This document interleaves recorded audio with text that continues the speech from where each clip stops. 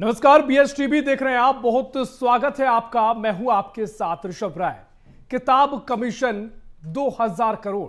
जी हां, अगर आपके बच्चे स्कूलों में पढ़ रहे हैं, आप उनके लिए किताबें खरीदारी करते हैं, तो ये चर्चा, ये खबर आपके लिए है, क्योंकि मध्य प्रदेश में शिक्षा माफिया पूरे सिस्टम पर हावी हो चुके हैं और ये माफिया कई तरह से फल फूल रहे हैं।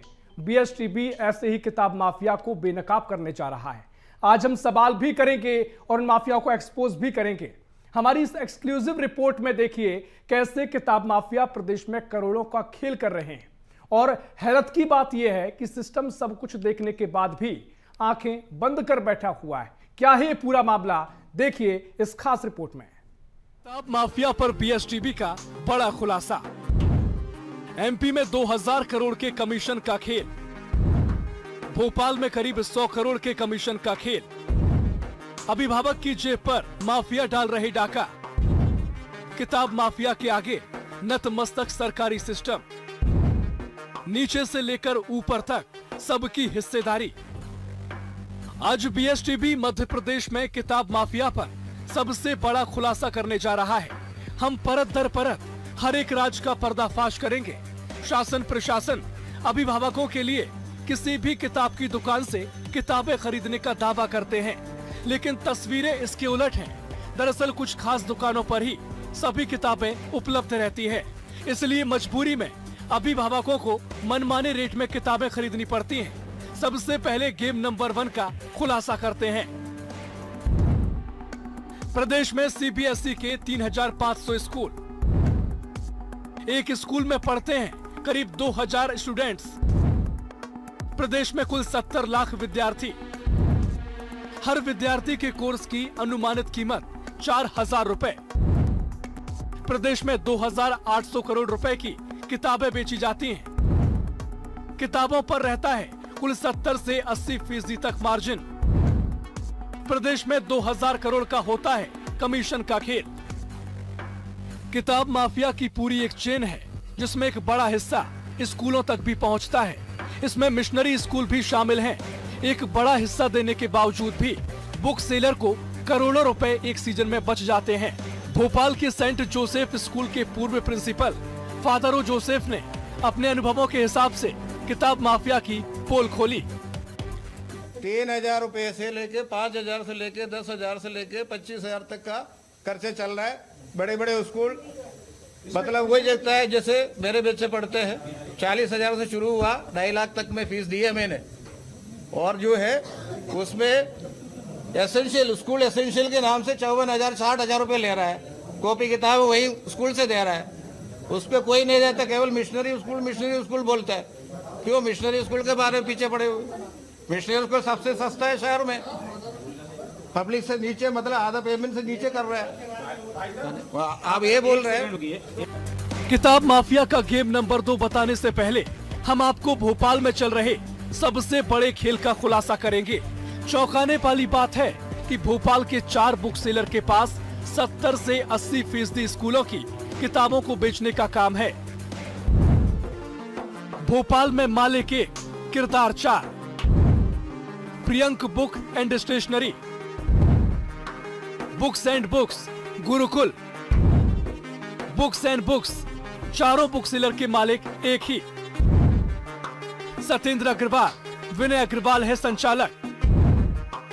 70 से 80% स्कूल का लेते हैं काम। अग्रवाल बंधु का एजुपियर पब्लिकेशन।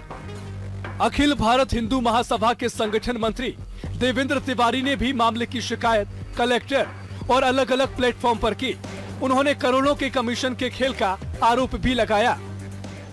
90 से 100 स्कूल के आसपास में अकेले प्रियंक स्टेशनरी कर रहा है, और उसी का ही एक ब्रांच और है गुरुकुल, और बुक्स एंड बुक्स और बुक्स एंड बुक्स। इनने लोगों को भ्रमित करने के लिए 4 काउंटर रखे हुए हैं। हमें अभी ये जानकारी मिली है कि इनके पास भोपाल डायसिस के करीब 17 से लेके और 20 स्कूल के आसपास हैं जो डाइसेस में आते हैं, भोपाल डाइसेस में आते हैं। जो इनके पास का इनका जितना भी बड़ा खेल होता है ये बिशप हाउस से होता है। आज मैं बिशप हाउस गया था, मुझे जानकारी ये लगी है कि बिशप हाउस से ही इनका पूरा टर्नओवर, जो भी इनका मिली भगत होती है और जो इतना बड़ा तामझाम है, जो जितना मतलब ये कहेंगे कि जो करीब करीब 250 करोड़ रुपए का गेम है जो कि एक दुकानदार के पास है, प्रेंग के पास। अब ऐसे पब्लिकेशन जो एडुपल के जैसे पब्लिकेशन, ये 10-12 पब्लिकेशनों को ऐसा करके रखते हैं कि जो अदर मार्केट में किताब मिलती नहीं है। भोपाल के अलावा प्रदेश के बड़े शहरों में किताब माफिया के कई प्लेयर एक ही है। संगठित माफियागिरी से करोड़ों के कमीशन का खेल कर रहे हैं। इस कमीशन के खेल में शामिल सिस्टम भी स्कूलों को बुक लिस्ट जमा करने की तारीखों को आसानी से बढ़ा देता है। पहले दिसंबर महीने में पोर्टल पर सभी स्कूल अपनी बुक लिस्ट को जमा करता था, लेकिन अब जानबूझकर तारीख बढ़ाई जा रही है। एक बार 20 जनवरी की गई और बाद में इसे बढ़ाकर 15 फरवरी कर दिया गया। ये खेल सभी को समझ में आता है। अब बात कमीशन के गेम नंबर 2 की कर लेते हैं। किताबों में एमआरपी बदलकर बढ़ाई जाती है कीमत। दूसरे पब्लिकेशन की किताब खुद के नाम से छापते हैं। ओपन मार्केट पर नहीं मिलती किताबें। मनमानी कीमत से मिलता मोटा कमीशन। 100 से 300% तक मिलता है कमीशन। कमीशन के गेम नंबर 2 को आसानी से समझा जा सकता है। अब टीवी स्क्रीन पर लर्निंग हब पब्लिकेशन की किताब की कीमत देखिए। इस किताब की कीमत महज 80 रुपए है, लेकिन भोपाल के अग्रवाल बंधु के एडुपीएल पब्लिकेशन ने इसी किताब की कीमत 80 रुपए से बढ़ाकर 180 रुपए कर दी। ओपन मार्केट में किताब नहीं मिलने की वजह से अभिभावकों की मजबूरी है कि 80 रुपए की किताब उसे 180 रुपए में लेनी पड़ती है।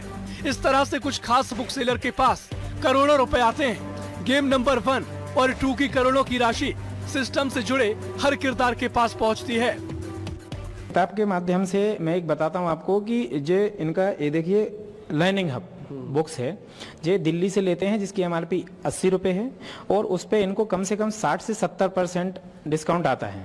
और उसी किताब को जे स्कूलों में जब लगाते हैं अपनी मोनोपोली चला के, जे इसके बाद फिर एडुपल लिख देते हैं, इसका कवर चेंज करवा देते हैं और एडुपल आ जाता है। अंदर से बुक्स सेम है और एडुपल की किताब फिर इसके अलावा इनके अलावा किसी के पास मिलती भी नहीं है। इसके बाद ये करते हैं कि उसकी एमआरपी कर देते हैं 180 रुपए।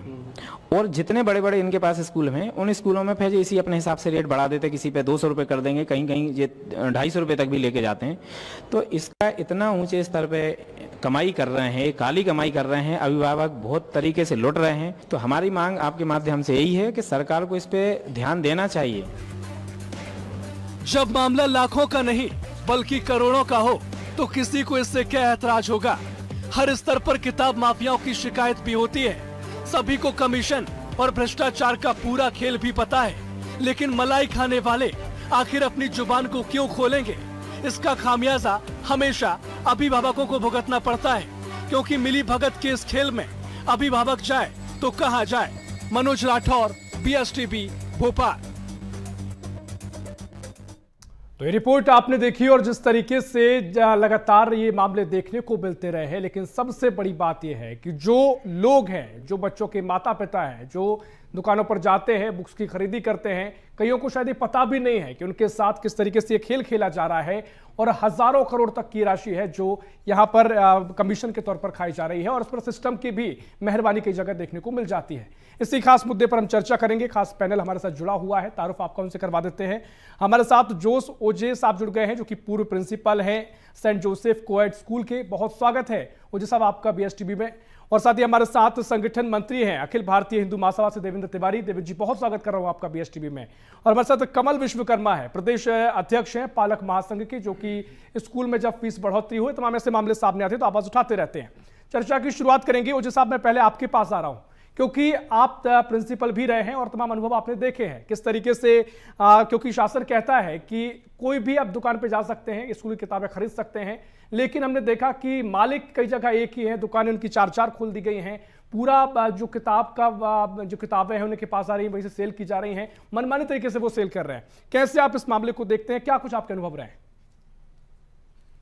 देखिए, मैं ये कहना चाहूँगा कि ये शुरुआत में जैसे 25 साल पहले स्कूल जब चालू हो जाते हैं तो उसमें क्या है, उतना फीस कम है, और जब 10,000 बच्चे एप्लीकेशन लेके आते हैं 160 सीट के लिए, तो हमें कोई ये चारा नहीं है।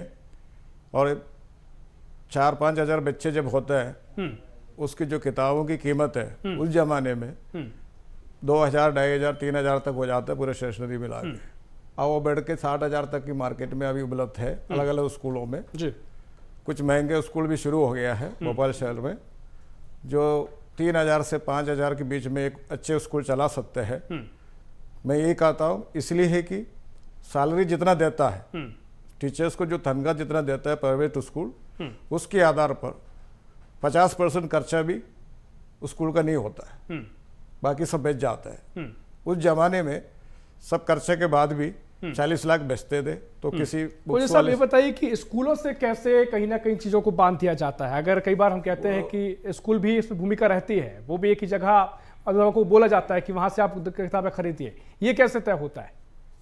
ये देखो, ऐसा है कि मेरा अनुभव है कि पहले से जो भी वेंडर चलता है वो उसका काम चलते रहता है, उसको बदलना मेरे अधिकार में नहीं था। स्कूलों में कुछ पैसा आता है कमीशन? स्कूलों में पैसे ऐसे नहीं आते थे उस जमाने में, कोई काम के लिए, कोई इसके लिए, कोई फंक्शन के लिए कोई मदद मिल जाती है, ऐसा है। उसके अलावा कोई पैसे के लेन देन तो नहीं होता।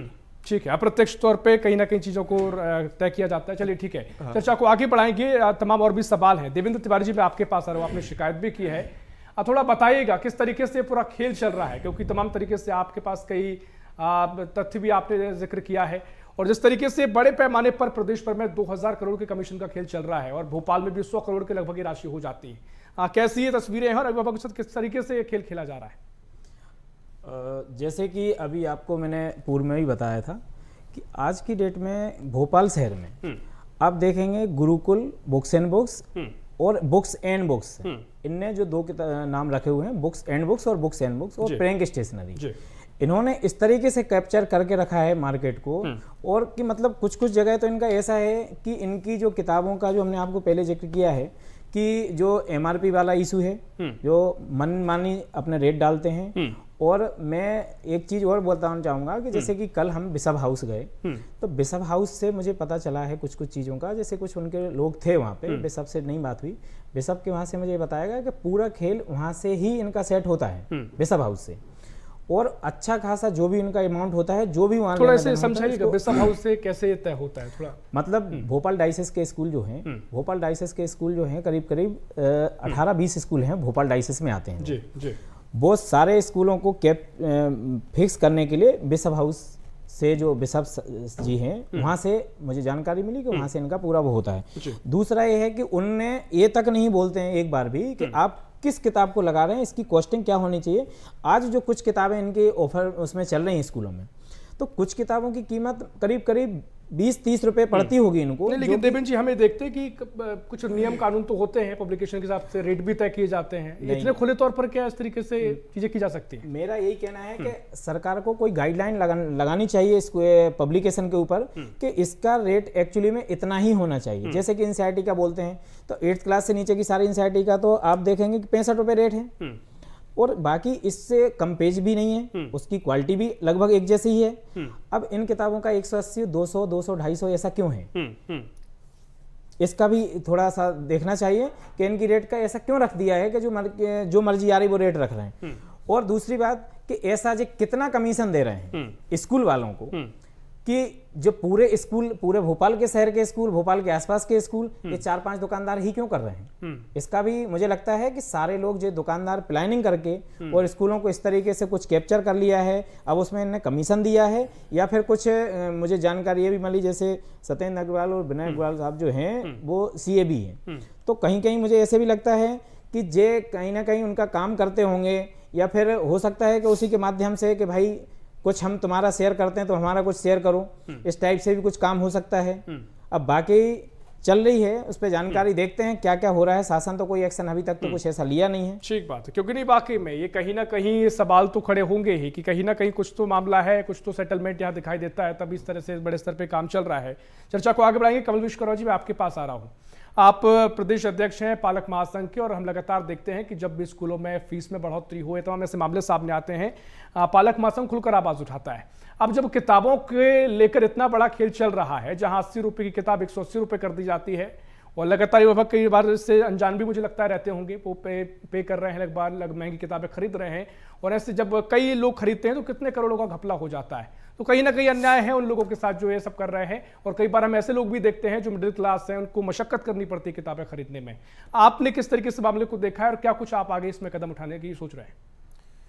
ऋषभ जी, पहले तो इतना महत्वपूर्ण आपने जो मुद्दा उठाया उसके लिए आपको और आपके चैनल को बहुत बहुत धन्यवाद कहना चाहूँगा।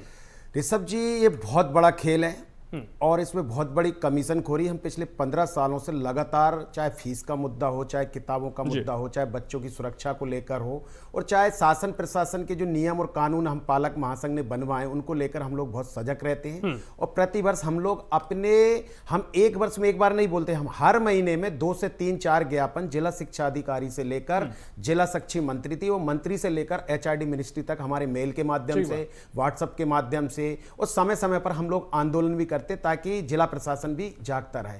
लेकिन देखिए, पहले तो सबसे बड़ी बात बताऊं कि आज मध्य प्रदेश या हिंदुस्तान की अगर हम बात करें, पहले होता था खनन माफिया, शराब माफिया, अब एक बहुत बड़ा शिक्षा माफिया आ गया। और शिक्षा माफिया ऐसा है, प्रशासन के बिना मिली भगत से कोई भी कार्य नहीं हो सकता है। वो हाल है कि एक कद्दू कट रहा है और सब में बटेगा। तो जब कद्दू कटता है तो जिला शिक्षा अधिकारी से लेकर और शिक्षा विभाग के मंत्री तक ये कद्दू बटता है। कमल विश्वकर्मा जी, बहुत महत्वपूर्ण मसला आप उठा रहे हैं, और देखिए, क्योंकि आप शिकायत भी करते रहे हैं, आप जानते भी हैं सिस्टम में कैसे चीजें तय होती हैं, कैसे काम होता है, थोड़ा बताइएगा, क्योंकि बहुत गंभीर ये मसला हो जाता है। जी देखिए, जो कानून और एक्ट बना है सबको पता है। सिर्फ आपके चैनल से मैं अभिभावकों को जागरूक करना चाहूंगा कि आप एक्ट को पढ़िए, आप लुटिए मत। ये तो आपने आंखों में पट्टी बांध ली है और जो स्कूल बोल रहे हैं वो आप पेमेंट करते जा रहे हैं, ये बिल्कुल बहुत गलत है, जिसमें हमारी खुद की कमी है अभिभावकों की। तो ये अभिभावकों को जागरूक होने चाहिए। मैं अभी जब नियम और कानून है कि 31 तारीख तक सारे स्कूलों को अपना लेखा जोखा, अपनी बुक की लिस्ट एवं 1000 से 2000 रुपए सरकार को जमा करके इसके बाद लिस्ट पोर्टल पर आ जाना चाहिए। एक गवर्नमेंट का पोर्टल भी होता है, दूसरा पोर्टल अपना निजी स्कूलों का भी पोर्टल होता है, जो अभिभावक देख सके कि हमारे बच्चे के लिए कितनी फीस बढ़ाई है, कितनी बढ़ाई, हमारा बजट क्या अलाउ कर रहा है, स्कूल में हम पढ़ाएंगे कि नहीं पढ़ाएंगे, कि हम दूसरे स्कूल में ले जाएंगे 90 दिवस का पहले का। लेकिन आप खेल समझिए ऋषभ जी, आज हम बैठे हैं 13 तारीख को और 31 दिसंबर से 1 महीना 13 दिन हो चुके हैं और सत्र चालू। अभी एक IAS स्कूल है जिसने अपना रिजल्ट भी खोल दिया है और चालू कर दिया है, और जिला शिक्षा अधिकारी या जिला प्रशासन जो आदेश निकाल रहे हैं 15 फरवरी तक, चलिए कल 15 फरवरी हो जाएगी। तो जो 1.5 महीने का जो गैप है, यही पूरा कमीशन खोरी की है। कोई ये लोग पहले लिस्ट नहीं लेते हैं, और जो लिमिटेड 2 या 4 जैसे बुक एंड बुक्स हो गए, जैसे कि मैं देवेंद्र तिवारी जी को सुन रहा था, उन्होंने पूरे नाम शायद बताए, 4-5 लोग जो हैं पूरा के पूरा मार्केट कैप्चर कर रखा है। इसके अलावा मार्केट में कहीं भी किताब नहीं मिलती है। तो कहीं ना कहीं जिला शिक्षा अधिकारी, जिला प्रशासन और शिक्षा विभाग, इन सबकी एक बहुत बड़ी चैन है। जैसे माफिया की चैन नहीं होती है ना, इसी तरह एक चैन बनी हुई है कि हाँ इतने करोड़ जाएगा, यहाँ इतने करोड़ जाएगा। आप तो 2000 करोड़ का घोटाला उठा रहे हैं। आप 70 लाख बच्चे हैं, जिसमें से लगभग 30 से 35 लाख बच्चे आप निजी स्कूलों में पढ़ते हैं, माध्यमिक शिक्षा बोर्ड के और CBSE बोर्ड के और अन्य बोर्डों में। आप उनको कैलकुलेटेड करिए। जो NCERT की बुकें, अगर 10वीं क्लास का बच्चा है उसकी किताबें 8000 और 9000 की आ रही हैं, और NCERT की अगर हम बुक लेने जाते हैं तो 1200 से लेकर 1400 रुपए की आ रही हैं, यानी कि 5000, यानी कि 5 को 40, ये कम से कम 4000 करोड़ का घोटाला है। आप 2000 कम बोल रहे हैं, तो 4000 करोड़ का घोटाला है। दूसरी चीज और मैं बोलना चाहूंगा आपके चैनल के माध्यम से, अगर मेरी माननीय जिला कलेक्टर इंदौर तक अगर मेरी आवाज जाए और आप सुने, माननीय कलेक्टर महोदय साहब, आप एक तरफ बोल रहे हैं कि आप NCERT की बुकें लगाइए और दूसरी तरफ आप बोल रहे हैं कि आप स्कूलों की लिस्ट दीजिए, यानी कि आप मतलब दोहरा चरित्र क्यों अपना रहे हैं, जबकि आप प्रशासन के मुखिया हैं, लाखों अभिभावकों के हितों के लिए आप बैठे हैं। लेकिन इस तरह, अब मैं एक और बोलना चाहूंगा, भिंड कलेक्टर साहब ने पिछली साल आदेश निकाला, सारे निजी स्कूलों को बुलाया, कहा कि आपको जो करना है वो करिए। NCERT के जो रेट हैं वही रेट आप प्राइवेट के, आप तो पूरी प्राइवेट लगा दीजिए, लेकिन मुझे रेट ये चाहिए। क्या जब भिंड के कलेक्टर महोदय कर सकते हैं तो क्या हमारे चौगन जिले के देखिए, कलेक्टर ये महोदय बहुत- क्यों ये नहीं बहुत कर सकते गंभीर सवाल है। हैं? क्योंकि पद एक है, कानून बिल्कुल, एक है, बिल्कुल। अभिभावक एक है, फिर कार्रवाई क्यों नहीं करते? क्योंकि आप टोटल जिला, मतलब जिले से लेकर बिल्कुल। सारा पूरे ठीक है, शिक्षा ठीक माफिया है, से कमल आप विश्वकर्मा लोग मिले जी, हुए आपके हैं। महत्वपूर्ण ये सवाल है। वाकई में जो जिम्मेदार अगर इस पूरी चर्चा को सुन रहे हैं, उम्मीद करेंगे इस चीजों को थोड़ा ना सिर्फ सुना जाए बल्कि इस पर विचार भी किया जाए और जो तस्वीर नजर आ रही है उस पर काम किया जाए।